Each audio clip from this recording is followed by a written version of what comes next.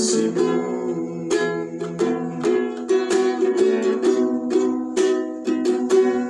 Yesus, Kau kebenaran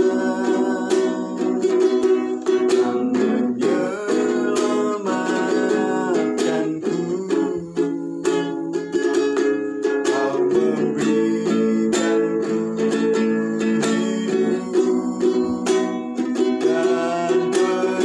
dan pengharapan.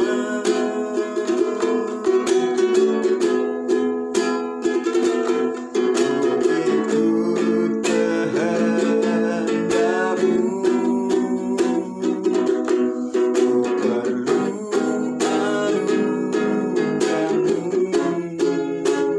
perlu anugerah-Mu. Nyatakan janji-Ku kepadamu.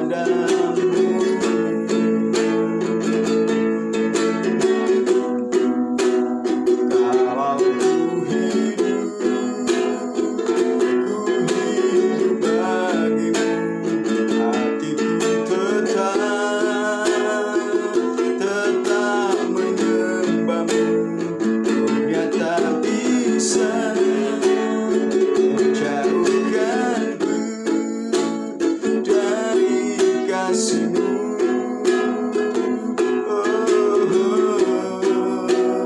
Salah ku hidup bagimu, mataku tetap memandang-Mu. Dunia tak bisa menjauhkanku dari kasih-Mu.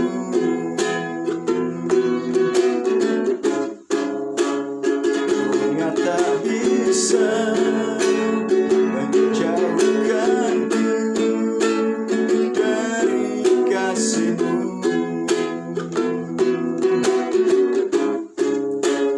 Dunia tak bisa menjauhkanku dari kasih-Mu. Bapa di sorga, terima kasih. Engkaulah kebenaran, Engkaulah keselamatan umat manusia di seluruh dunia ini, Tuhan. Tiada yang seperti Engkau. Hanya Engkau keselamatan yang pasti, keselamatan yang sempurna, yang membawa kami masuk dalam surga, yang menebus dosa-dosa kami sehingga kami, Tuhan, layak di hadapan-Mu, menjadi milik-Mu, menjadi anak-Mu, ya Tuhan. Kami bersyukur punya Allah seperti Engkau, Bapa yang hidup, Bapa yang berkuasa di bumi dan di surga, yaitu Tuhan Yesus Kristus, Tuhan selamat kami yang hidup. Dan sebentar hamba kebanyakan firman Tuhan, urapi hamba, setiap orang yang mendengarkannya diberkati dan dipulihkan oleh Tuhan. Bahkan orang-orang yang belum diselamatkan oleh Tuhan. Mereka mengalami pemulihan, mengalami pengampunan yang sempurna di dalam Yesus Kristus, Tuhan. Terima kasih Bapa. Tuhan ditinggikan dan dipermuliakan dalam pemberitaan firman Tuhan ini. Setiap orang yang mendengarkannya diberkati dan dipulihkan serta diselamatkan oleh Tuhan. Dalam nama Tuhan Yesus Kristus hamba berdoa dan bersyukur. Haleluya. Amin.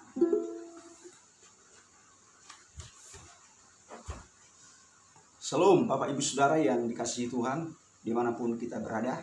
Saya kembali ingin menyampaikan firman Tuhan buat kita tentang tema yang berbeda, yaitu tentang tema yang saya berikan, keselamatan yang pasti. Keselamatan yang pasti itu yang harus kita cari. Keselamatan yang pasti itu bukan mudah-mudahan. Kalau mudah-mudahan itu belum pasti menjamin keselamatan. Tetapi keselamatan yang pasti itu tidak mudah-mudahan, tetapi jelas dan yakin menjamin kita selamat dan masuk surga. Itu hanya terdapat di dalam Yesus Kristus Tuhan. Yesus Kristus itulah keselamatan yang pasti itu. Di dalam Yesus Kristus Tuhan itulah keselamatan yang pasti. Tidak ada yang lain. Oleh karena itu Bapak Saudara yang dikasihi Tuhan, jangan pernah beralih imannya kepada Allah-Allah lain, pada ilah-ilah lain. Tetapkan iman kita hanya kepada Yesus Kristus selama-lamanya. Itulah keselamatan yang pasti menjamin hidup kita selama di bumi dan di surga. Dialah keselamatan yang pasti itu.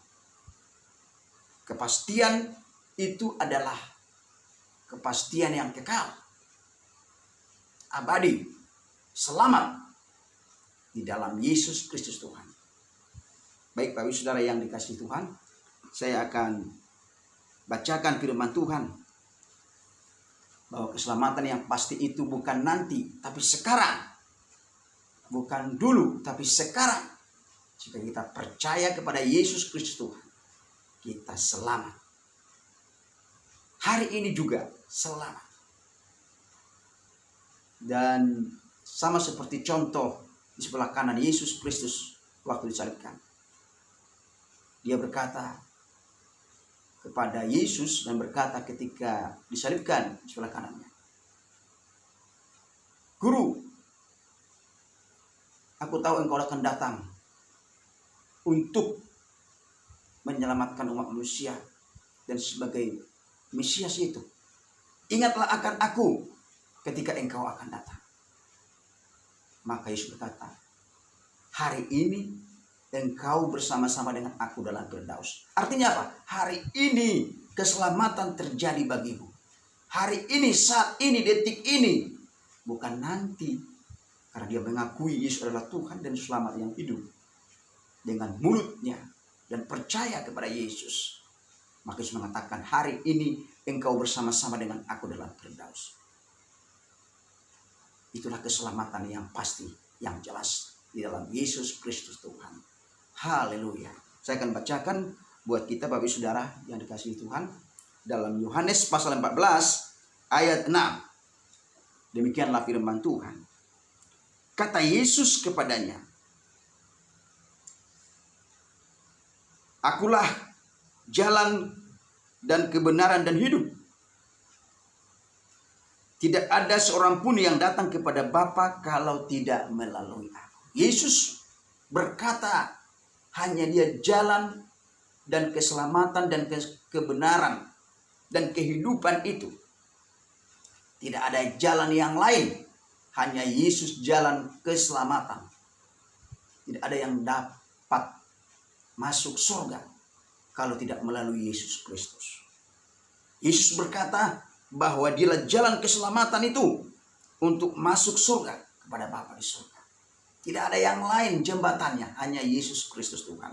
Saya bacakan lagi biar lebih jelas ayat firman Tuhan ini dalam Kisah Para Rasul 4 ayat 12. Dikatakan di sini Kisah Rasul 4:12.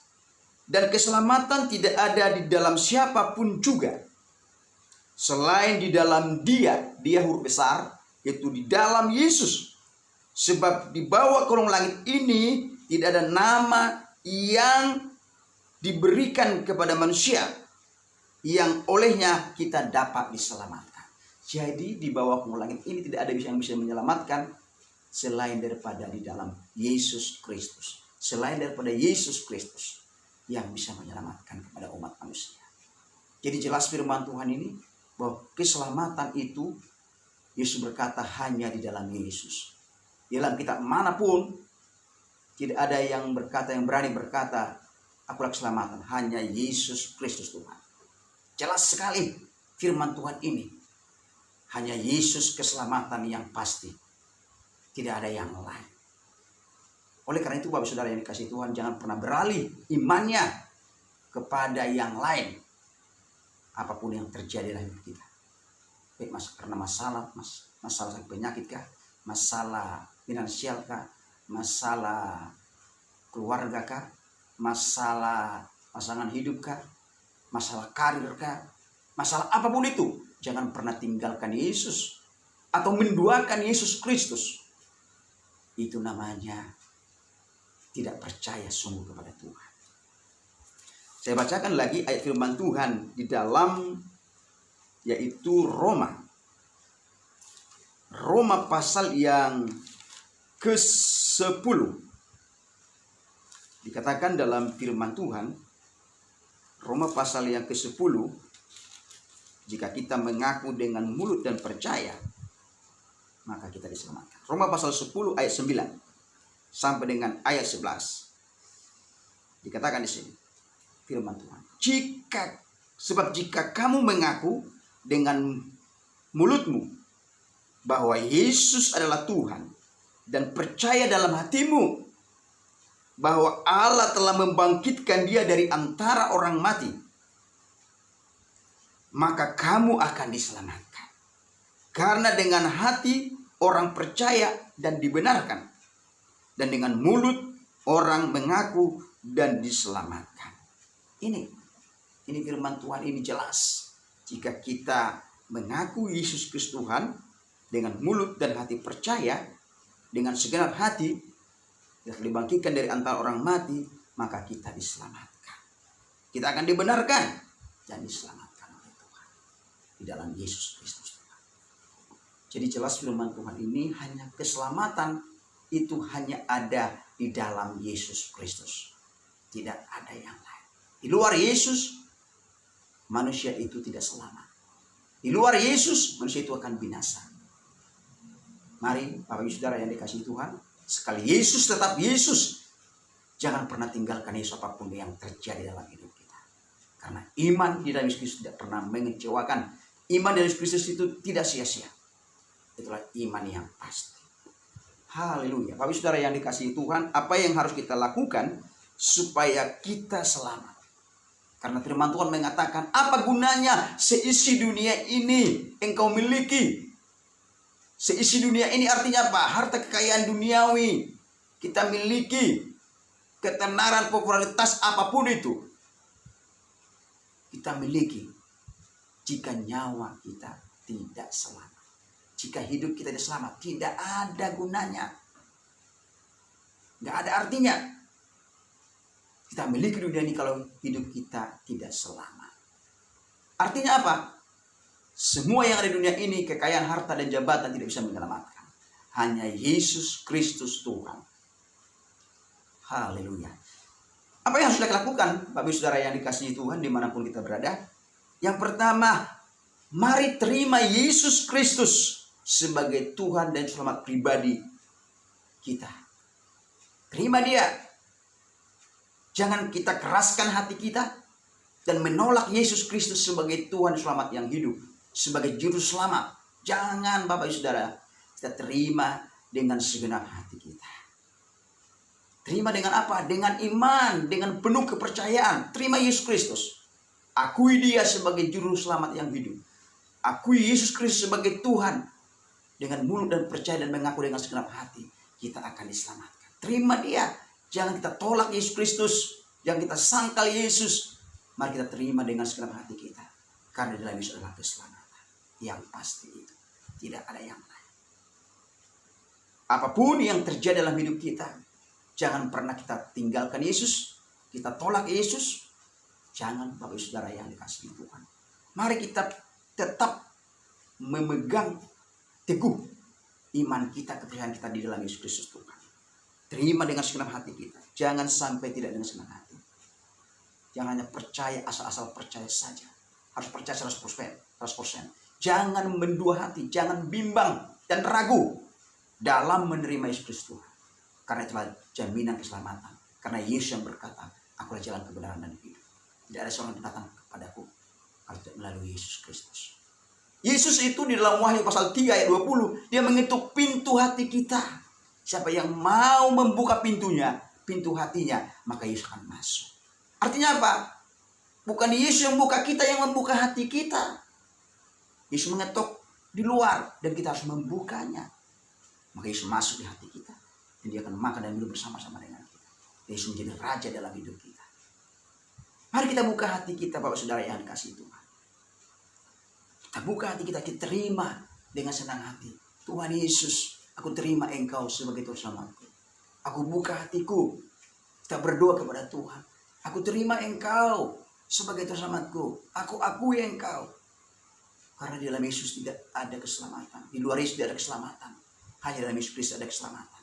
Ini harus kita akui dalam mulut percaya dan kita terima dengan senang hati kita. Tapi saudara yang kasih Tuhan, di mana berada, jangan kekerasan hati kita dan jangan pernah kita menduakan Tuhan Yesus Kristus. Orang yang menduakan Tuhan dalam Yakobus 1 ayat 1 itu dikatakan di situ adalah orang yang bimbang dan tidak akan mendapat apa-apa. Percaya Yesus, percaya kepada dukun dan paranormal. Percaya Yesus, percaya kepada peramal-peramal. Percaya Yesus, percaya juga kepada hal-hal duniawi. Itu bukan percaya 100%. Tidak menerima Yesus 100%. Itu adalah mendua. Percaya kepada dukun dan paranormal. Itu menduakan Tuhan. Itu belum menerima 100% dalam dirinya. Itulah ikut-ikutan percaya Tuhan. Orang yang ikut-ikutan dan tidak dengan senang hati tidak akan diselamatkan oleh Tuhan. Mari kita Bapak Saudara yang dikasihi Tuhan, percaya Yesus dengan senang hati kita. Kita buka hati kita, maka Yesus akan masuk dan kita akan diselamatkan. Yang kedua, Bapak Saudara yang dikasihi Tuhan, mari kita miliki hidup di dalam pertobatan. Ketika kita sudah terima Yesus, mari kita hidup dalam pertobatan setiap hari dalam hidup kita. Terus menerus, kontinu kita hidup bertobat. Artinya apa bertobat? Metanoia, berbalik arah dari yang jahat kepada hal yang baik. Ketika kita terima Yesus, kita mengakui Dia, kita bertobat. Kita berkata, Tuhan, aku minta ampun di hadapan-Mu. Aku mengakui salah di hadapan-Mu. Karena firman Tuhan mengatakan, jika seorang tidak mengakui salahnya, dia adalah orang yang menipu diri sendiri. Karena tidak ada yang manusia yang sempurna, hanya Yesus Kristus yang sempurna. Dikatakan dalam 1 Yohanes 1 ayat 9, jika kita mengaku dengan jujur, maka Allah dan setia akan mengampuni kita. Tapi jika kita mengaku dengan jujur, Dia tidak akan mengampuni kita. Mari kita akui dengan jujur semua kesalahan kita. Kita akui dengan jujur semua perbuatan yang salah itu di hadapan Tuhan. Maka Tuhan akan mengampuni kita. Tuhan akan memulihkan kita. Orang yang bertobat, dia akan mengakui dengan jujur semua perbuatan dosa yang lakukannya. Keinginan dagingnya, manusia lama itu, dia akan mengakui dengan jujur dan tidak mengulangi lagi. Dia akan meninggalkannya dan tidak mengulangi lagi. Itu namanya bertobat. Dia akan makin hari makin benci akan dosa. Makin hari makin mencintai Tuhan. Makin hari makin sungguh-sungguh mengiring Tuhan. Makin hari makin jijik akan dosa itu. Seperti Rasul Paulus ketika dia terima Yesus, dia berkata, dulu itu kulakukan dan sekarang kuanggap sampah dan semuanya kubuang, dan saya akan maju ke depan melakukan hal yang baik yang benar, menjadi manusia baru. Hidup dalam pertobatan. Yang lama sudah berlalu, sesungguhnya yang baru sudah datang. Artinya apa? Yang lama, kehidupan lama, yang lama keinginan daging kita, keinginan duniawi, kesombongan hidup sudah berlalu. Sekarang yang baru itu dalam Yesus Kristus Tuhan, melakukan yang baik dan benar sesuai dengan firman Tuhan. Mari kita hidup dalam pertobatan setiap hari, dalam perkataan dan perbuatan kita, sikap kita. Ketika kita selalu berterus-terus bertobat, maka kita akan disempurnakan dari hari ke hari di dalam Yesus Kristus Tuhan. Ada Roh Kudus yang menyempurnakan kita untuk melakukan firman Tuhan, sehingga kita makin hari makin serupa dan segambar dengan Tuhan dan hidup dalam pertobatan. Mari kita terima itu, kita buka hati kita untuk meresponi, yaitu apa yang Tuhan berikan kepada kita lewat firman-Nya ini. Kita sebagai orang yang percaya kepada Tuhan, kita berubah.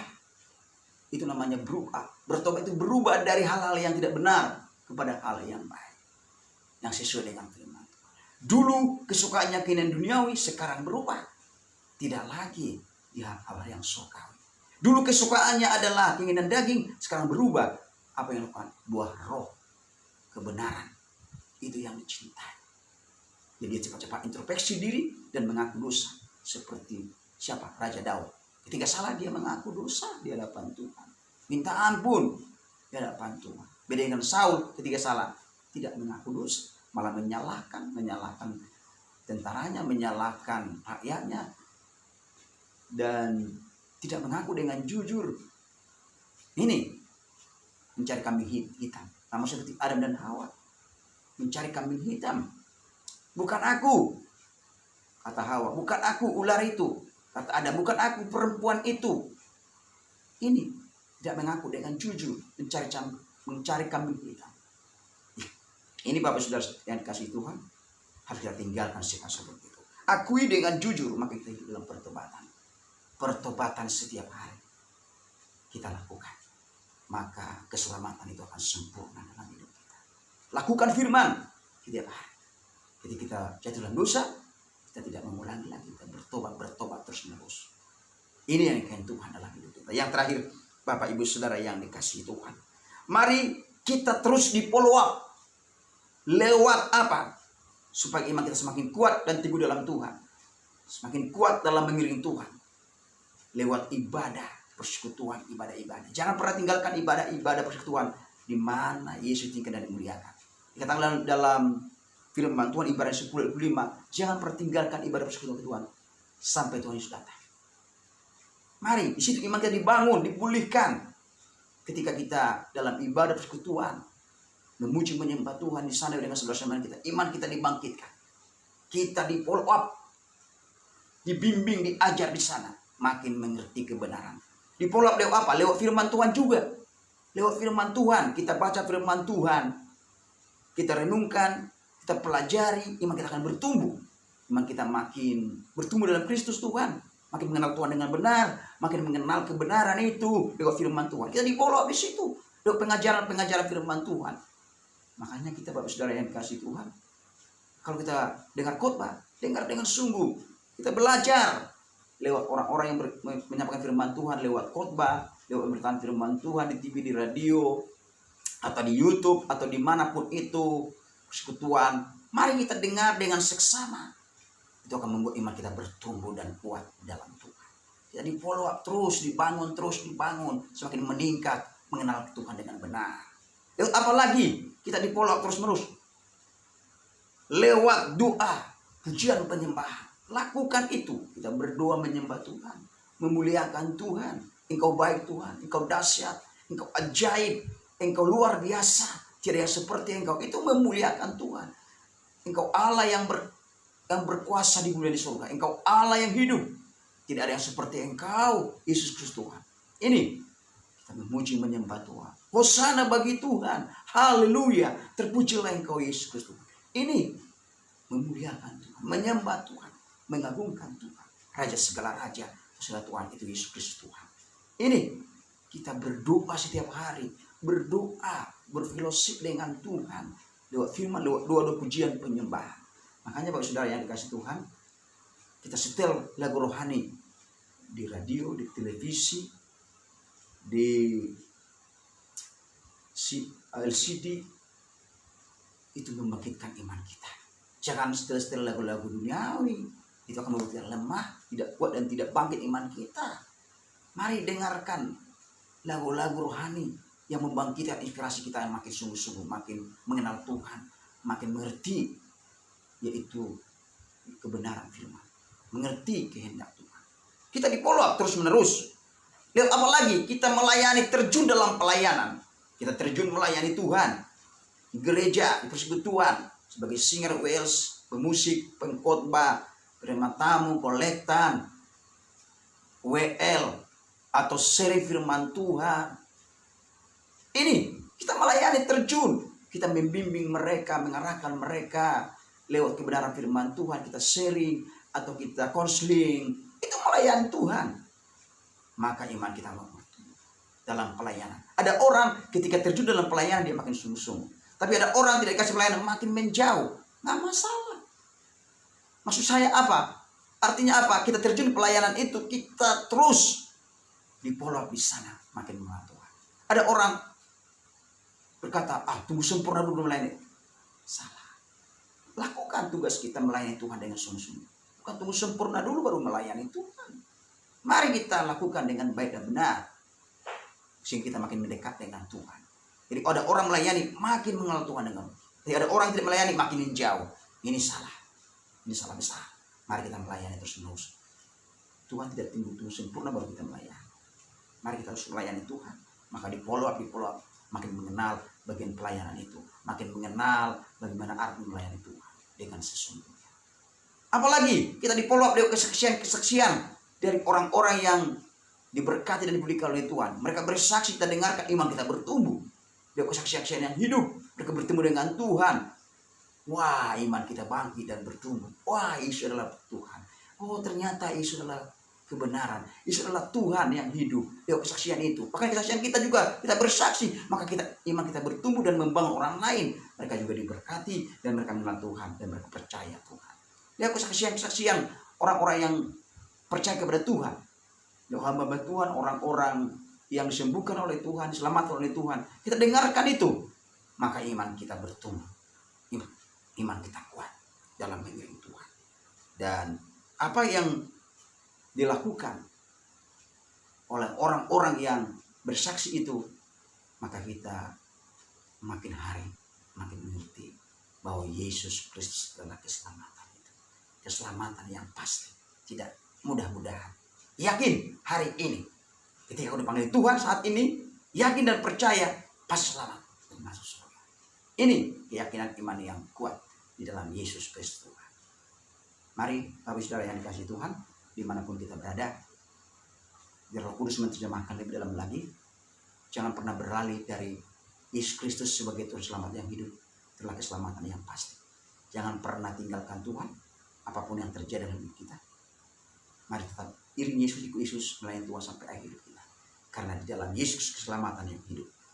Tidak ada yang lain. Tetap beriman sampai akhir hidup kita. Percaya kepada Yesus Kristus sampai akhir hidup kita. Sampai Tuhan sedang menjemput kita, memanggil kita. Karena iman di dalam Kristus itu tidak pernah sia-sia. Iman yang menyelamatkan hidup kita. Amin. Bapa di surga, terima kasih buat firman-Mu. Biar firman-Mu menerjemahkan bagi semua orang yang mendengarkannya. Sehingga mereka dipulihkan dan diselamatkan oleh Tuhan. Tuhan Yesus, Engkau hadir menjamah mereka dimanapun mereka berada. Kalau ada dari keluarga kami, diserahkan pemilik kami, belum selamat, belum yakin akan keselamatan dirinya, Tuhan jamah hati mereka, tarik mereka dengan kasih-Mu, bahwa Engkau keselamatan yang pasti dan sempurna itu. Tuhan Yesus Kristus, selamatkan mereka, khususnya orang Suke dan Sukun Bayot, orang-orang yang tidak percaya Yesus dimanapun mereka berada. Tuhan menyelamatkan dan menolong mereka, sehingga mereka percaya Yesus dan diselamatkan. Kami tidak puas hanya kami selamatkan, banyak orang diselamatkan, sehingga neraka kosong dan masuk surga Tuhan. Orang-orang banyak bertobat dan terima Yesus Kristus. Ajari kami bersaksi, mengucapkan firman-Mu kepada semua orang, sehingga mereka diselamatkan oleh Tuhan. Terima kasih Bapa, terima kasih Tuhan Yesus Kristus. Terpujilah Engkau berkuasa selama-lamanya. Dalam nama Tuhan Yesus Kristus kami berdoa bersyukur. Haleluya.